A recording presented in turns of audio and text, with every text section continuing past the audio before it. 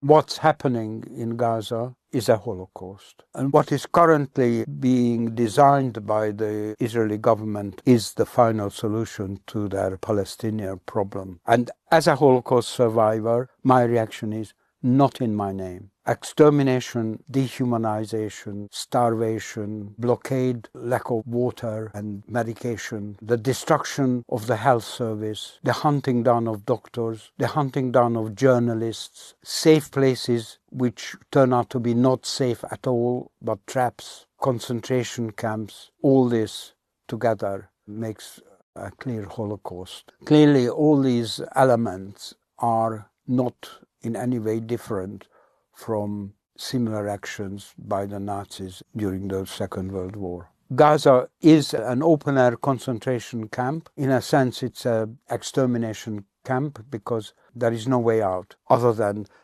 dying through bombing or disease or lack of food. Only alternative is to agree to be replaced somewhere where you don't want to be.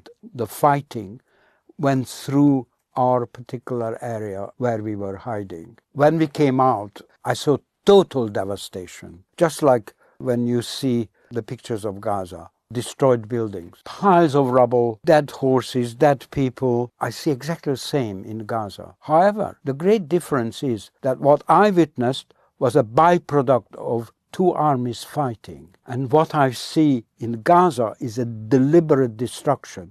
And I think it's a degree evil, greater evil than what I've seen. It's all based on the Holocaust experience. But rather than making the conclusion that this is something that we have to learn from and make it impossible to be repeated to any other people, they are actually using it as a license to complete lack of accountability towards any other people. I'm thinking now of when Netanyahu says never again is now. This is a very clear reference to the Holocaust experience, justifying whatever they are doing. They are permanent victims no matter how aggressive they are towards others. And another example, when the Israeli ambassador to United Nations very theatrically put on a yellow star. I found that particularly upsetting and disgusting because I had to wear the yellow star even at age 7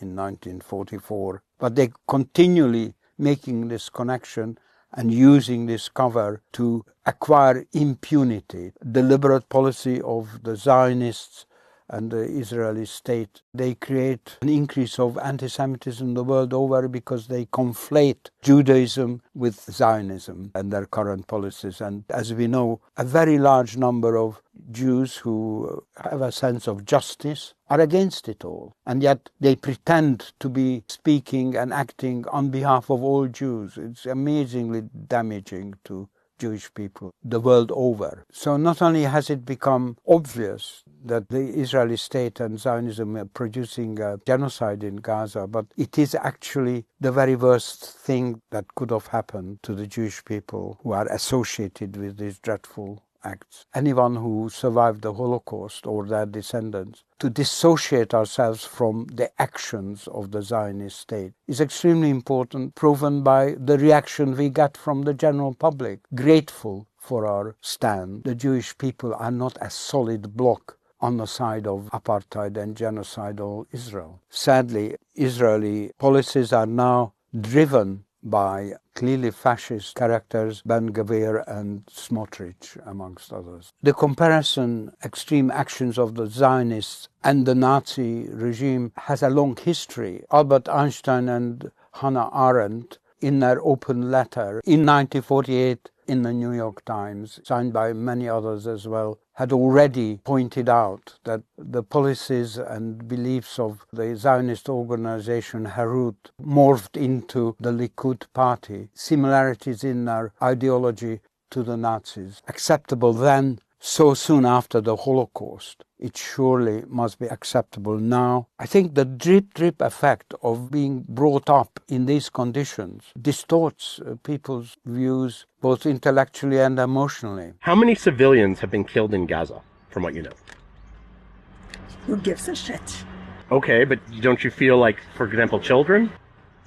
Children grow up to be Arabs. Sadly, even a part of my family which suffered the Holocaust and ended up in Israel had been completely reformed by this propaganda. Any comparison between what's happening in Gaza and the genocide there and the Holocaust, World War II, and any denial or prohibition of a comparison is a taboo, must be broken. It's quite clear, and it's declared by the leadership of the Israeli government. The aim is ethnic cleansing and extermination. גם מים אנחנו לא צריכים לתת לרצועת עזה. אנחנו מפרקים את עזה ומשאירים אותה כאויי חרבות עם הרס מוחלט וחסר תקדים בעולם, והעולם עוד לא עוצר אותנו. Witnessing all that and not protesting or looking the other way is making us accepting a virtual rebirth of a fascist regime. We have to resist it in order to be on the right side of history. He is obviously a war criminal, as it has been established. We mustn't make the mistake of thinking that it is simply to do with Netanyahu. The leadership all around him, unfortunately a majority of the country, are of the same mind. If you gave me a button to just erase Gaza, every single living being in Gaza would no longer be living tomorrow, I would press it in a second. And I think most Israelis would. 82% of the Jewish Israeli population agrees there are no innocents in Gaza. What is needed is a complete dismantling of the Zionist state and the Zionist movement. Already clearly in, say, Germany and the United States, particularly on university campuses, this incremental increase of limiting free speech. People that were standing right next to me, Jeremy Corbyn and John McDonnell, were called in for questioning under caution, including myself. Nonetheless, if you don't do it, you acquire guilt. Brave people can resist. If you want to be on the right side of history, you can't avoid but have to take risks. You don't have to be a hero. You have to be able to take a degree of risk. Some very brave people are doing. Maybe this should be on a much larger scale.